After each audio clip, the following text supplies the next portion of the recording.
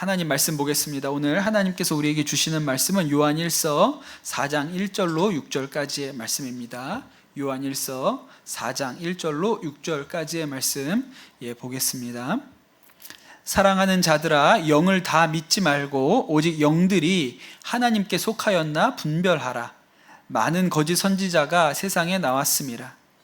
이로써 너희가 하나님의 영을 알지니 곧 예수 그리스도께서 육체로 오신 것을 시인하는 영마다 하나님께 속한 것이요, 예수를 시인하지 아니하는 영마다 하나님께 속한 것이 아니니 이것이 적 그리스도의 영이니라.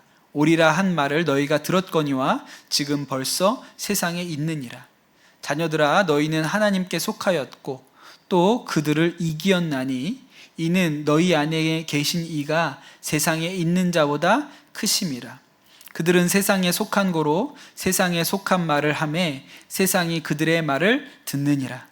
우리는 하나님께 속하였으니 하나님을 아는 자는 우리의 말을 듣고 하나님께 속하지 아니한 자는 우리의 말을 듣지 아니하나니 진리의 영과 미혹의 영을 이로써 아느니라. 아멘. 하나님의 말씀입니다.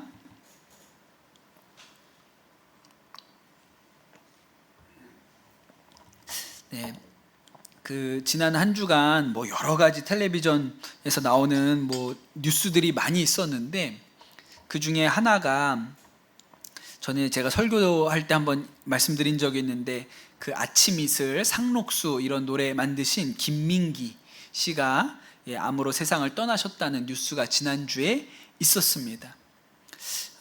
지난 봄쯤에 그 김민기 씨가 만들었던, 운영했던 그 학전이라는 소극장, 극단이 문을 닫는다는 뉴스가 나오고 나서 또 텔레비전에서 이렇게 관련된, 이 김민기 씨와 관련된 다큐멘터리가 이렇게 나오는 것을 제가 한번 봤습니다. 제가 사실 김민기 씨 이름은 고등학교 때부터 알고 있었거든요. 제가 친구한테, 친구가 자기가 안 듣는 노래들 카세트 테이프를 가지고 와서 학교에서 팔았는데, 제가 돈 주고 한 1,000원 주고 하나 샀거든요. 그때 그게 양희은 씨 테이프였는데, 그게 김민기 씨가 작곡한 노래들을 다 양희은 씨가 불렀던 그 테이프를 샀어요. 근데 제가 고등학교 때 들었는데도 노래가 너무 좋아서 제가 그때부터도 이 김민기라는 분을 알고 있었죠. 그런데 저는 그때는 좋은 노래를 만든 분이구나, 그냥 그 정도로만 알고 있었는데, 제가 올해 나왔던 그 다큐를 보면서 내가 아는 것보다 이분이 훨씬 더 많은 일을 하신 분이구나, 사람들에게 굉장히 영향을 많이 준 분이구나, 그런 것을 제가 알게 됐습니다. 이 김민기 씨가 대학생 때 노래를 만들어 가지고 그 친구들하고 학생들하고 같이 불렀던 이 노래가 데모 현장에서 많이 불리면서 그 대학생활 전체가 아주 힘들어졌죠. 불온인물로 찍혀가지고 늘 경찰들이 감시를 하고 그렇게 어려운 대학 생활을 했습니다. 그리고 그러면서도, 그렇게 어렵게 대학 생활하면서도 달동네에다가 유치원 만드는 일도 했고, 또 야학에서 어려운 학생들 가르치는 일도 하셨고, 또 어떤 때는 이렇게 숨어 지내면서 공장 노동자로 취직해서 공장에서 그렇게 노동자들과 함께 일하면서 또 그들의 안타까운 현실들을 보고, 결혼도 못하고 그냥 살림을 합쳐서 사는 걸 보고 합동 결혼식이라도 올리자, 그래서 만든 노래가 상록수라고 제가 지난번에도 한번 말씀을 드렸죠. 또 농촌에 가가지고 숨어 산 적도 있었는데, 가서 보니까 농사지어서, 어렵게 농사지어서 그 농산물들을 갖다가 팔면 너무 형편없는 값을 받는다는 거예요. 중간에 도매상들이 너무 싼 값에 사니까 이렇게 하면 안 되겠다고 생각해서 직접 도시와 이렇게 직거래를 할 수 있도록 문을 열죠. 그게 지금 한살림이라는 협동조합이 됐다고, 그런 얘기도 있습니다.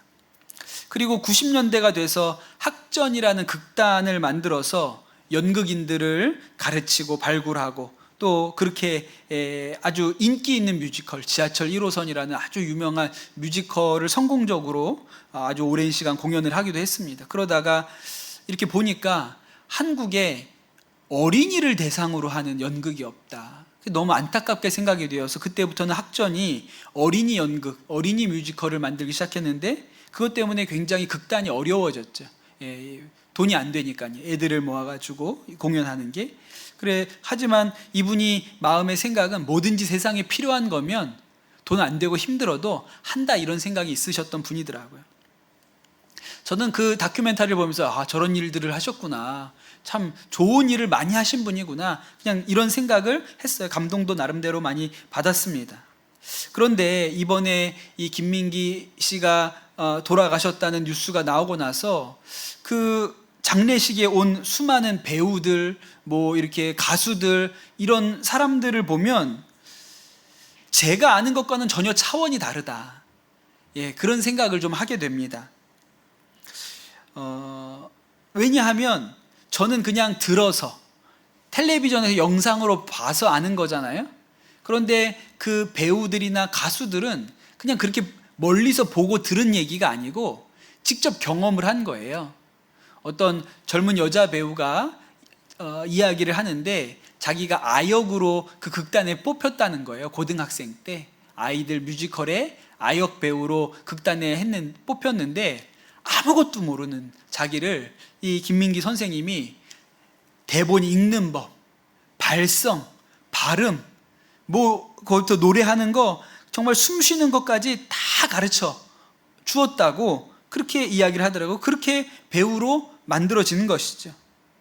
또 한 분이 노 배우가, 뭐 중년의 배우가 그렇게 얘기를 하시는데, 젊을 때 이 김민기 선생님을 처음 만났는데 자기가 그전에도 대학로에서 연극 배우로 살았는데 한 번도 제대로 된 급여를 받아본 적이 없다는 거예요.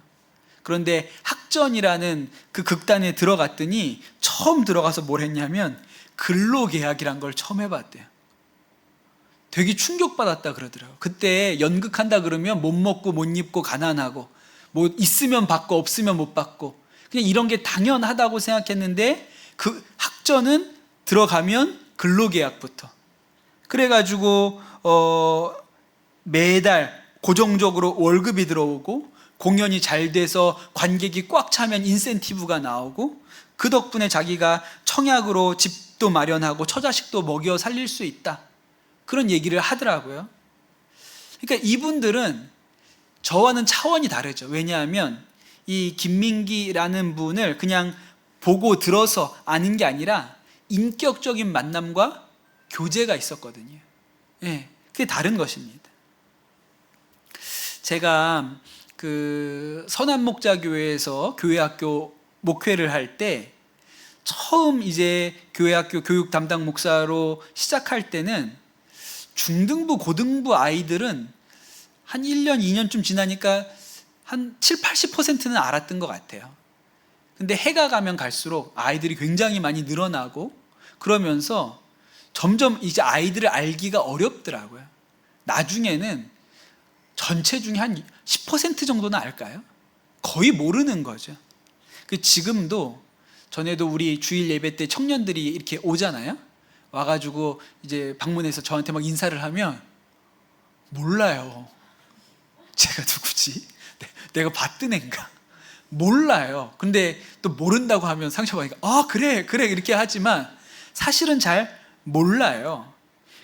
좀 안타깝고 미안한 마음이 있죠. 제가 그 아이들에게 말씀 전하고 담당 목사였는데도 불구하고 그냥 강단에 서서 제가 설교하는 모습만 봤지 아이들 하나하나에 대해서는 잘 몰라요. 예.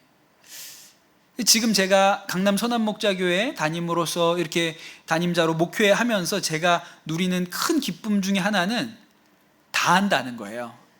우리 아이들 거의 다 알죠. 이번에 어린이들 지난주에 성경학교 데려갔는데 딱 보면 모르는 애가 3명 있었거든요. 그날 온 거예요. 친구 따라서 그날 온 애 3명 빼고는 다 알죠. 누구 아들, 누구 딸, 예, 다 알죠. 그리고 이렇게 봐왔기 때문에, 또 우리 전도사님들한테 얘기를 들었기 때문에 누구는 어떤 성향이고 누구는 어떤 그 성격을 가지고 있고 이런 것도 다 압니다.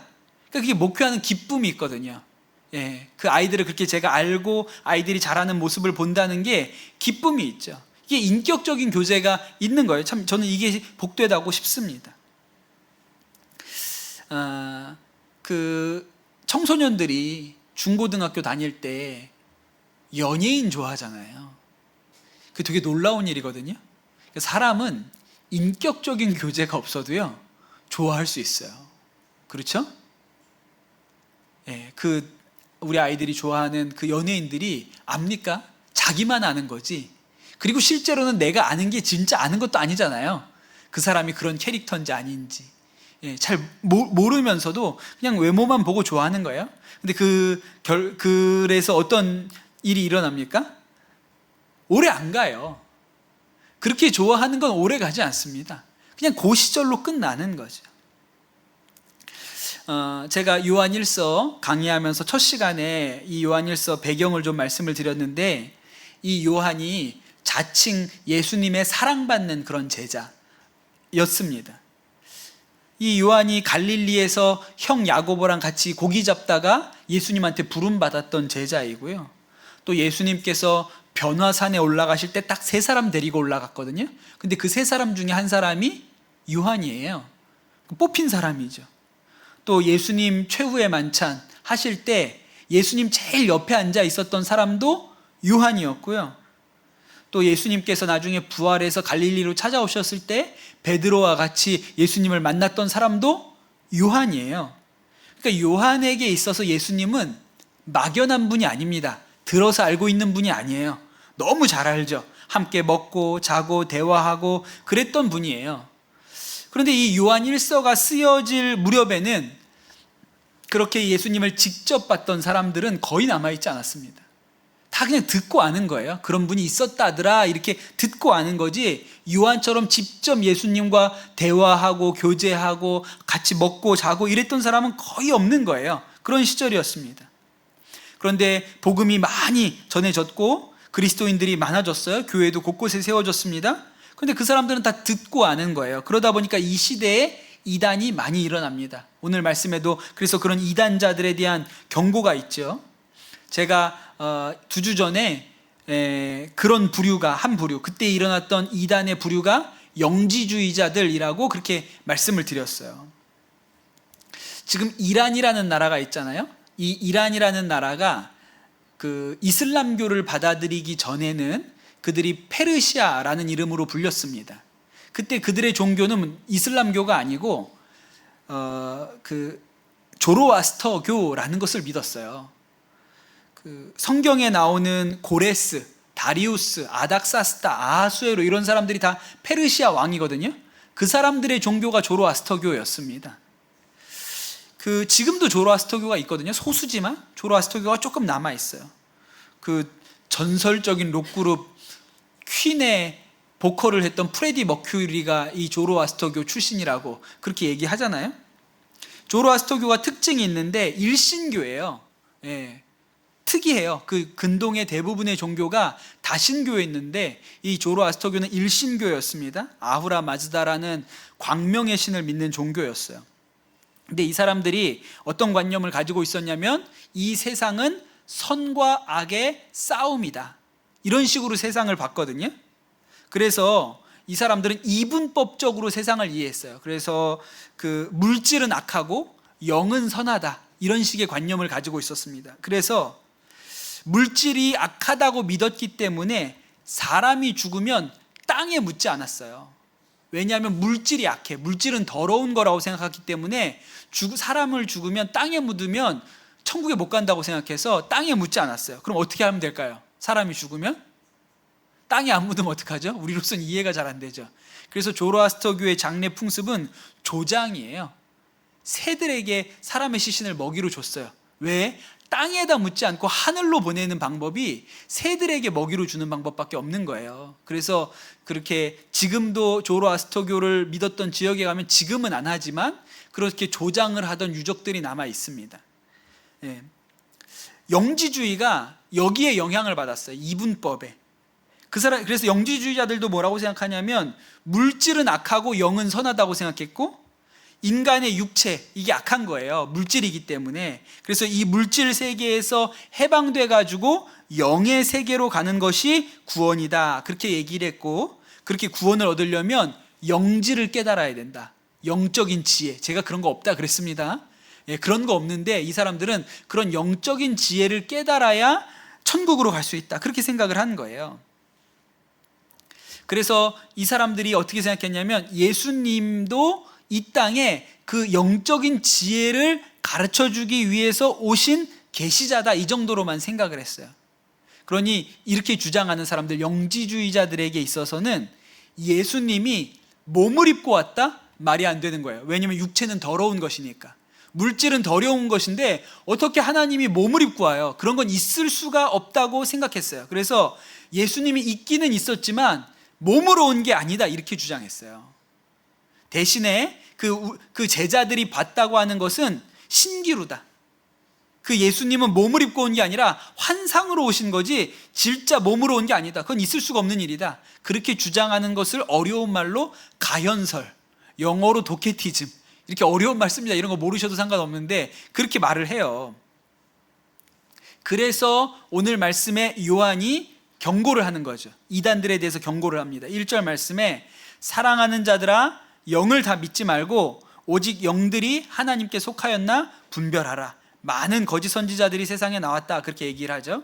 그리고 나서 2절에 뭐라고 얘기하냐면 곧 예수 그리스도께서 육체로 오신 것을 시인하는 영마다 하나님께 속한 것이요 예수를 시인하지 아니하는 영마다 하나님께 속한 것이 아니니 이것이 곧 적그리스도의 영이라 그랬어요. 요한이 누가 이단이라고 말하냐면 예수님이 육체로 오셨다는 것을 인정하지 않으면 이단이라는 거예요. 그래서 제가 이 설명을, 복잡하고 어려운 설명을 드린 거예요. 그때 영지주의자들은 예수님이 몸을 입고 온 게 아니다, 그냥 환상이었다, 이렇게 주장을 했기 때문에 그런 사람들이 이단이라고 얘기한 것입니다. 여러분, 지금 우리가 사는 이 시대의 이단이 누굽니까? 신천지 이런 데가 이단이잖아요. 그런데 재밌게도 비슷한 성격을 가지고 있어요. 이단들이 성경을 가르칠 때 예수님께서 이 땅에 오셔서 한 일들, 병자를 고치고 죽은 자를 살리고 말씀 전하시고 사람들을 먹이고 또 십자가에 죽으시고 부활하신 일, 이런 일을 잘 강조하지 않아요. 예수님이 몸을 입고 이 땅에 와서 하신 일들은 잘 강조하지 않고 뭘 하죠? 주로 비유풀이를 해요. 씨는 말씀, 밭은 마음, 나무는 사람, 새는 영, 뭐 이런 식으로 해가지고 마치 무슨 암호나 코드 푸는 것처럼 설명해요. 그러니까 그 사람들은 말씀을 봐도 실제로 일어났던 일, 육신으로 오신 예수님이 하셨던 일에 대해서는 강조하지 않습니다. 그런데 성경의 어떤 낱말이나 단어들을 가지고 마치 무슨 비밀한 지혜를 풀어내는 것처럼 설명해요. 그런 사람들이 이단이에요. 그런데 제가 여러분 오늘 우리 교우들과 나누고 싶은 얘기는, 우리는 예수님이 다 육신으로 오셨다는 것을 믿잖아요. 그렇죠? 여러분 여기 도케티즘 믿는 분 계세요? 없잖아요. 우린 다 예수님이 몸으로 오셨다는 것을 믿죠. 그런데 우리 안에도 육신으로 오신 예수님을 믿지 않는 측면이 있어요. 그거 우리가 좀 알아야 될 필요가 있습니다. 뭐가 그러냐면, 뭐가 예수님의 육체로 예수님이 몸을 입고 오셨다는 것을 부인하는 태도가 무엇이냐면, 그냥 예수님을 관념으로만, 머리로만 믿고 있는 거예요. 우리가 어려서부터 신앙생활을 해서 또 교회 와서 수도 없이 들었기 때문에 교리에 되게 익숙합니다. 예수님이 나를 위하여 죽으셨다, 그래서 나의 모든 죄가 용서되었다, 이거 모르는 사람이 없어요. 그런데 이 진리가 그냥 관념인 사람들이 있습니다. 그냥 생각인 거예요. 머리에만 있지 그 말씀이 가슴 안에서 역사하지 않는 경우들이 있습니다. 지난주에 우리 어린이 성경학교를 1박 2일 동안 했잖아요. 제가 가서 저녁 때 설교를 했는데, 그 초등학교 1학년부터 6학년을 한 자리에 앉혀놓고 설교하는 게 되게 어려운 일입니다. 그렇죠? 초등학교 1학년부터 6학년은요 40살부터 45살을 모아놓은 거랑은 완전히 다른 거예요. 8살부터 13살을 모아놓은 것하고 40부터 45을 모아놓은 거는 질적으로 달라요. 완전히 다른 거거든요. 8살과 13살은 이해력, 언어 발달 모든 면에서 현저한 차이를 보냅니다. 그래서 우리가 여기서 예배 드릴 때도 4학년 이상만 들어오게 하지 3학년 밑으로는 따로 예배 드리게 하잖아요. 왜냐하면 이게 잘 수용이 안 돼요. 이해도 잘 안 되고. 근데 이제 제가 성경학교 때는 1학년부터 6학년을 다 모아놓고 설교를 해야 되는 거예요. 그게 어렵죠. 이게 되게 어렵습니다. 그런데 또 좋은 측면이 있거든요. 확실히 말씀을 전하면 1학년부터 3학년, 4학년부터 6학년은 반응이 좀 달라요. 특별히 1학년부터 2학년, 1, 2학년 애들한테 말씀을 전하잖아요. 무슨 일이 벌어지는지 아세요? 말씀이 육신이 되는 일이 경험이 됩니다. 제가 이번에 설교할 때 그 아이들에게 기드온에 대한 설교를 했어요. 혹시 우리 초등학생 자녀를 가진 분들, 아이들이 집에 와서 기드온 하지 않습니까? 기드온 얘기로 설교를 했어요. 기드온이 원래 겁쟁이였는데 하나님께서 기드온을 부르셨고, 기드온이 전쟁에 나가려고 하는 게 겁이 나니까 이 양털 뭉치를 갖다가 하나님 자고 일어나면 얘만 젖고 땅은 마르게 해주세요. 그랬다가 또 믿음이 안 생기니까 딴 데는 다 젖고 얘만 뽀송뽀송하게 해주세요. 뭐 이렇게 시험했다 이런 얘기도 하고, 또 32,000명의 군인이 모였는데 겁나는 사람 다 돌아가라 그러고, 물 떠먹을 때 개처럼 엎드려서 핥는 사람 집에 가라 그러고, 딱 이제 용감한 사람들 300명만 남아서 전쟁을 했다 이렇게 말씀을 전했죠. 그런데 제가 이렇게 설교하는데 1학년, 2학년 애들은요, 이거 말씀 전하잖아요. 그럼 어떻게 듣게요? 넋을 놓고 듣습니다. 완전히 넋을 놓고 들어요. 약간 말씀 끝나면 약간 어떤 반응이냐면 지가 기드온인 줄 알아요. 말씀 끝나면 한 손에 나팔과 한 손에 그 횃불을 들고 어디든지 뛰쳐나갈 기세예요. 굉장히 흥분 상태에 있습니다. 왜냐하면 아직 초등학교 한 2학년 때까지는 이야기의 세계와 실제 세계를 구분을 잘 못해요. 그래서 얘네들은 만화 보면 어떻게 해요? 자기가 로봇가 됐어요. 싸우러 나가야 돼. 이렇게 생각한단 말이에요. 예. 그러니까 이 아이들은 이야기의 세계와 실제 세계가 구분이 안 되기 때문에 이야기를 들으면 그게 육신으로 들려요. 몸으로 가능한 일처럼 들린단 말이에요. 그런데 여러분, 그 아이들은 말씀이 육신이 되거든요. 근데 5, 6학년은 어떻게 들어요? 제가 양털 뭉치를 저기 밖에다 놓고 기드온이 잤는데 다음날 아침에 이슬이 내릴 때 다른 곳은 다 젖어 있는데 양털만 뽀송뽀송했다 이렇게 얘기하잖아요. 그럼 얘들은 어떻게 들어요? 말도 안 되는 소리 하고 있는. 그날 우리가 이 예배당에 밖에다가 이렇게 신발을 벗어놨어요. 밖인데 대청마루 앞에다 이 신발 벗어놓듯이 이렇게 쭉 벗어놨거든요. 근데 밤중에 비가 막 왔어요. 그 예배 드리는 중에 비가 왔어요. 신발이 다 젖었죠. 근데 내 신발만 뽀송뽀송할 수 있어요, 없어요? 다 젖었는데 내 신발만 뽀송뽀송하다고요? 말도 안 되는 얘기잖아요. 그러니까 5, 6학년쯤 되잖아요. 말도 안 되는 얘기. 저런 성경에나 나오는 얘기를. 걔네들은 그 말이 진짜로 이루어지는 일이라고 생각하지 않습니다. 근데 1, 2학년은 어떻게 들어요? 진짜라고 생각해요. 그 말씀이 육신이 돼요, 그 친구들한테는. 우리도 마찬가지죠. 우리 중에 육신으로 오신 예수님 본 사람 누가 있습니까? 아무도 없어요. 그런데 여러분, 진짜 믿음은 우리가 눈으로 육신으로 오신 예수님을 만나지 못했지만 그 하나님의 말씀이 관념이나 이론이나 논리가 아니고 그 말씀이 육신이 되는 게 진짜인 거예요.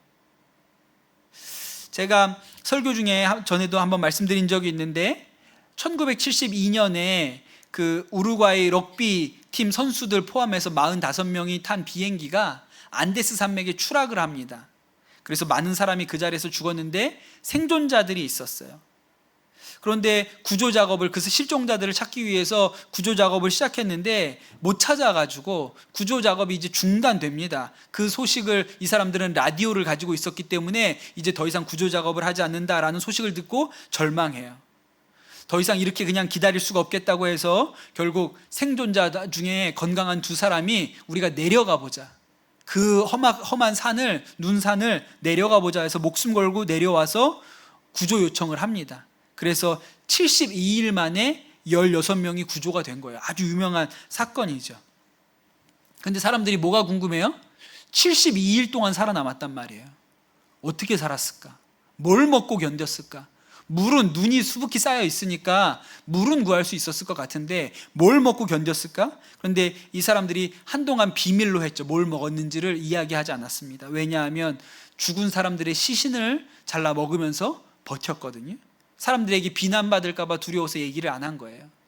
그런데 이 사람들이 자기들 나름대로도 그 안에 논쟁이 있었다는 거예요. 이거 먹어도 되냐? 살기 위해서 먹어야 된다라는 부류가 있었고, 야, 내가 죽으면 죽었지 사람 살을 먹어가면서 살 수는 없다, 이런 사람이 그 생존자들 중에서도 나뉘어졌다는 거죠. 그런데 그 비행기가 추락할 때 큰 부상을 당한 어떤 사람이 죽어가면서 그 끝까지 사람의 살은 먹지 않겠다고 버티는 친구한테 말하기를, 내가 죽으면 내 살을 네가 먹어라. 그리고 너는 살아서 돌아갔으면 좋겠다. 너 이렇게 굶으면 너도 나같이 죽는다. 내가 죽으면 내가 허락하니까 너는 내 살을 떼먹고 살아라.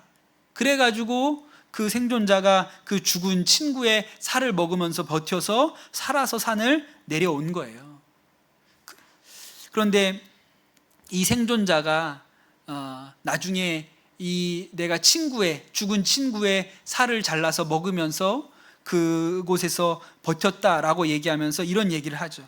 내가 학창 시절에 한 주도 교회 빠지지 않고 교회에 나갔고, 또 뭐 성당을 다녔을 테니까, 우루과이니까요. 그러니까 내가 때마다 가서 성찬식을 받았는데 한 번도 그게 그 빵과 포도주를 먹으면서 그것이 예수님의 살과 피라고 느껴져 본 적이 없는데, 산에서 죽은 친구의 살을 먹으면서 내가 생명을 연장할 때, 야, 이게 예수님이 나에게 주신 몸이구나 라는 것이 마음으로 믿어졌다.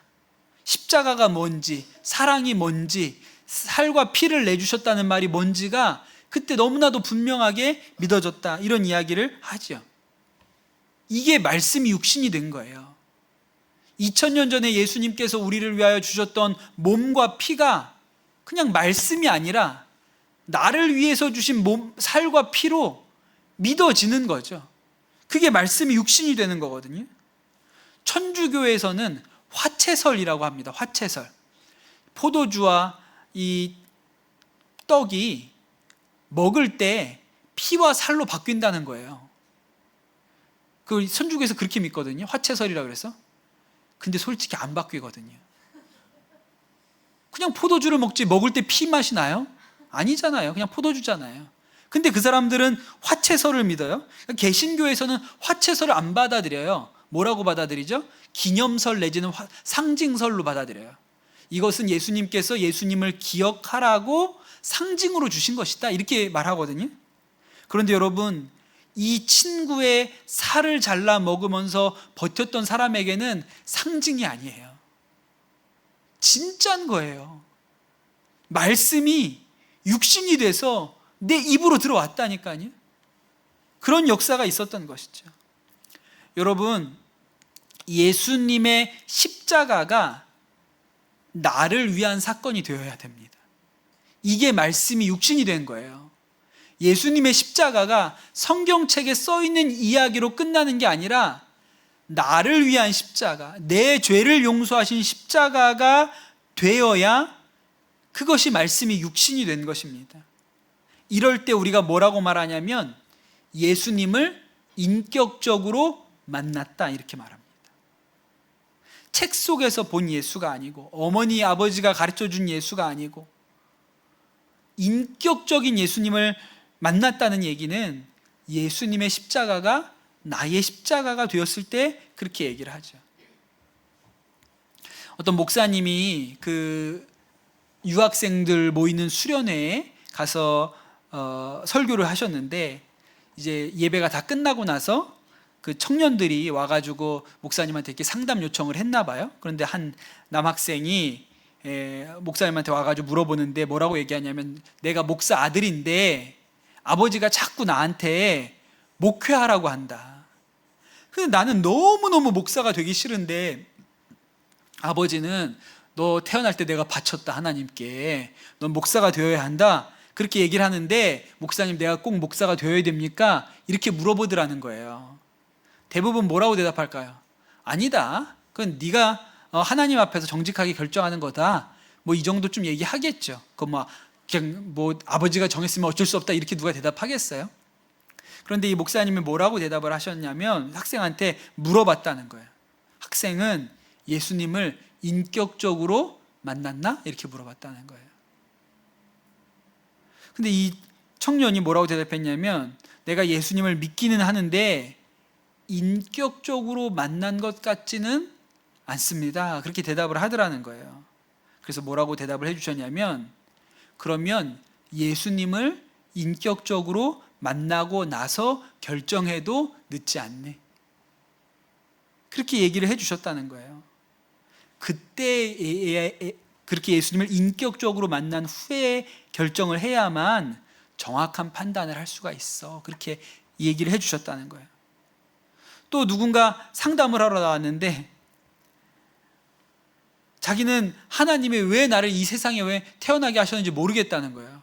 자기는 늘 집에 있을 때 집에서 보면 고양이가 제일 부럽대.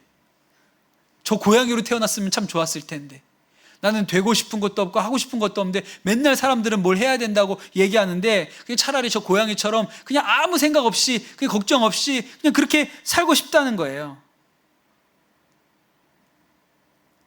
여러분 예수 믿는데 고양이가 부럽잖아요? 그럼 문제 있는 거예요. 이건 문제가 심각한 거죠. 왜 그럴까요?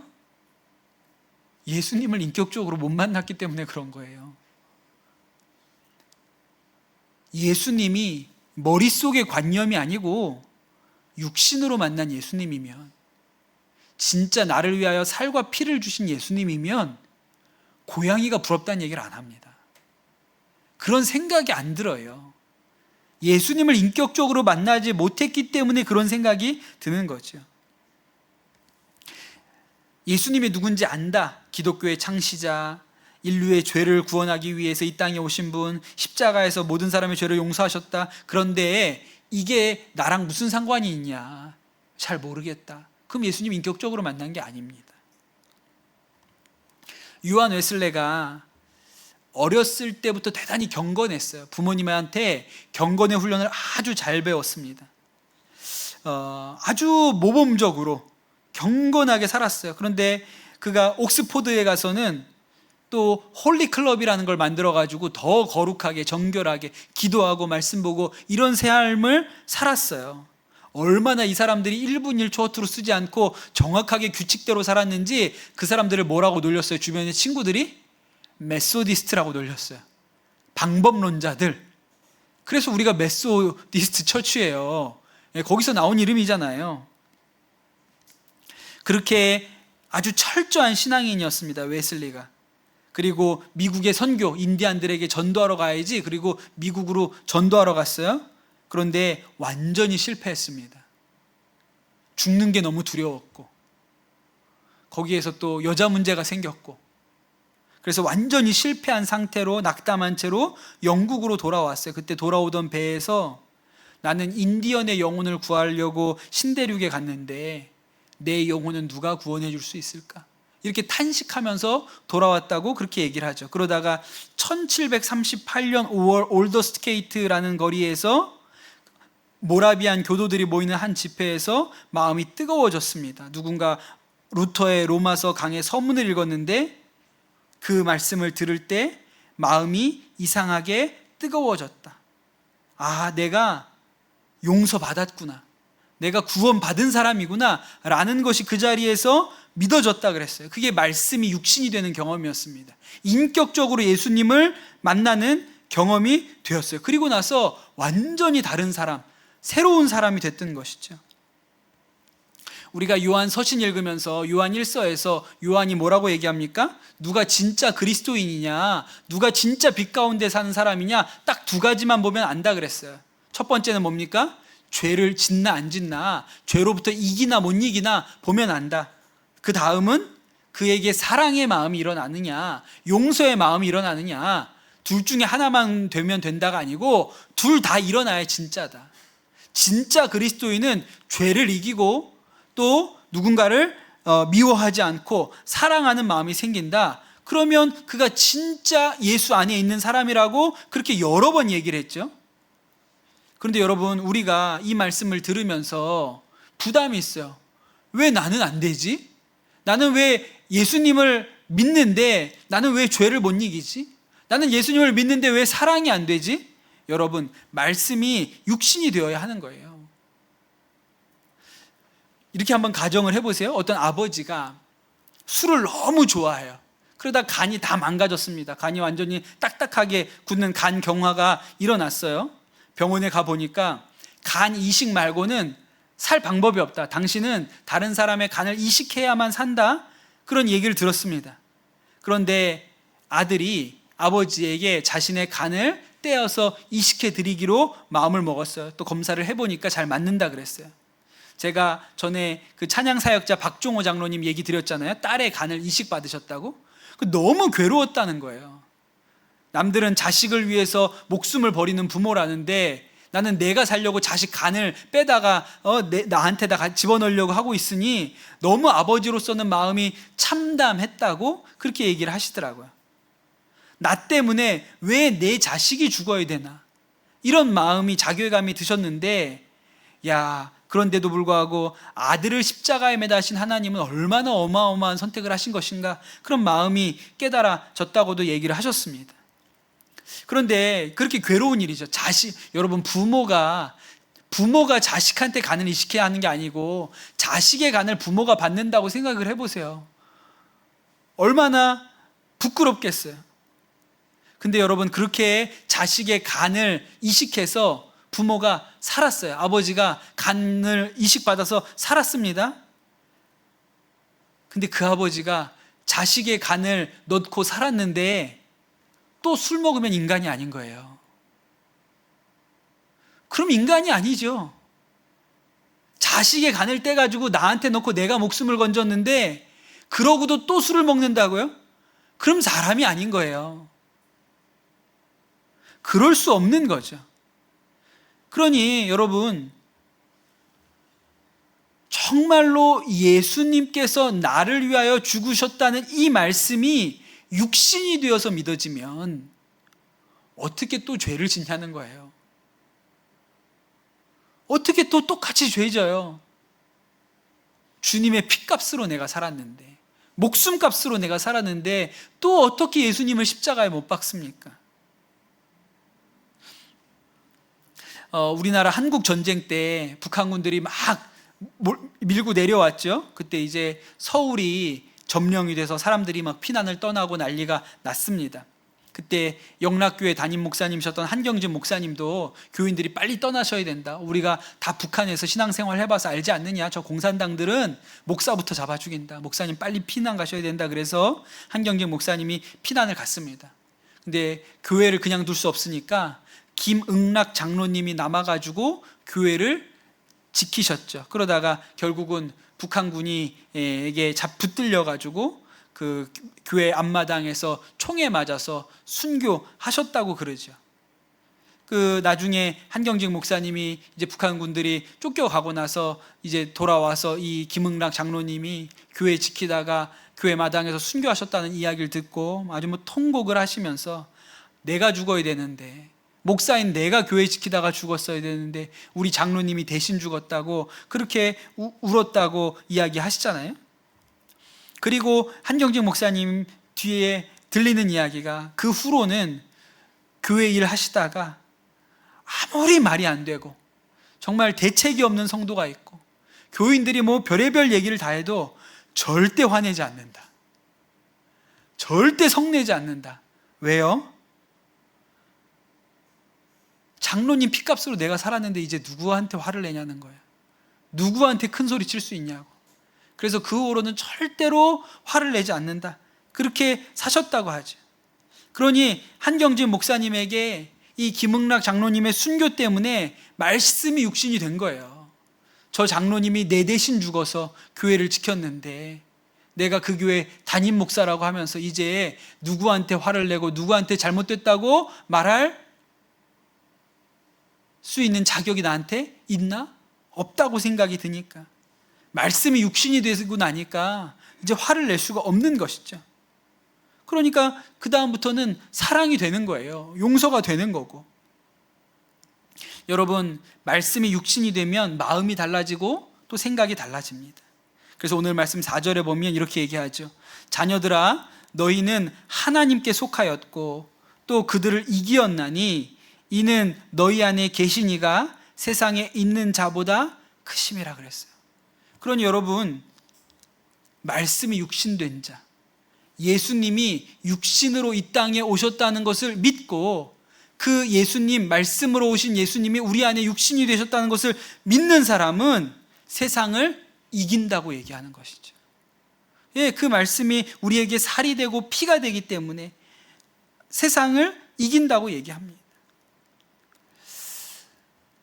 예수님의 십자가가 단지 성경에 나오는 말이 아니라 나를 위하여 죽으신 예수님, 그 예수님의 죽음인 것이 믿어지는 사람이 죄를 이기고 사랑의 능력이 일어나게 되죠.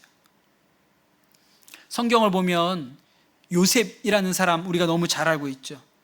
그 요셉은 말씀이 관념이 아니라는 것을 너무나도 잘 알고 있었던 사람입니다. 여러분, 요셉이라고 하나님을 눈으로 본 게 아니에요. 우리 눈에도 하나님이 안 보이죠. 요셉 눈에도 하나님이 안 보였습니다. 그런데 여러분, 요셉은 하나님이 함께 하신다는 이 말씀이 육신이 되어 믿었어요. 진짜로 믿었다는 거죠. 그러니 그가 형들에게 팔려서 이집트의 노예로 팔려갔지만 원망하지 않았고 인생을 비관하지 않았습니다. 그리고 그렇게 절박한 처지에 놓여 있었던 요셉을 보면서도 주변 사람들이 하나님이 진짜 함께 하신다는 것을 다 인정했어요. 그러다가 보디발 장군 부인이 이 요셉을 유혹하는 일이 있었죠. 그런데 요셉은 유혹에 넘어가지 않았습니다. 그때 요셉이 뭐라고 얘기합니까? 내가 어떻게 하나님 앞에서 득죄하리까? 죄를 지을 수 있습니까? 왜냐하면 너무 분명하게 믿어지니까. 하나님이 나와 함께 하시는 게 너무나도 분명하게 마치 몸이 함께 있는 것처럼 믿어지니까 죄 지을 수 없다, 그렇게 했던 것이죠. 그럼 여러분, 이 요셉이 최악의 상황 중에도 낙심하지 않고 죄의 유혹에도 넘어지지 않았어요. 그래서 오늘 말씀에 요한이 뭐라고 얘기하냐면 예수님께서 육신으로 이 땅에 오신 것이 믿어지는 사람은 세상을 이긴다. 세상을 이긴다, 그렇게 얘기하는 것이죠. 사랑하는 우리 성도 여러분, 여러분 안에 말씀이 육신이 되는 은혜의 역사가 있게 되시기를 축복합니다. 그냥 이 말씀이, 하나님의 말씀이 관념, 머릿속에 있는 말씀이 아니고 그냥 논리가 아니고 이 말씀이 마치 몸을 입고 온 것처럼 예수님이 죽으신 것이 나를 위하여 죽으셨구나. 십자가에서 용서된 것이 내 죄가 용서된 것이구나. 그것이 마치 몸을 부딪혀 요한이 믿는 것처럼 그렇게 믿어지는 은혜의 역사가 여러분에게 있게 되시기를 축복합니다. 그래서 말씀이 더 이상 우리에게 관념이 아니라 실제고 우리가 그 말씀이 정말 몸이 되어서 여러분 안에 거하는 그런 은혜의 역사가 있게 되시기를 예수님의 이름으로 축복합니다. 주신 말씀 붙들고 같이 기도하도록 하겠습니다.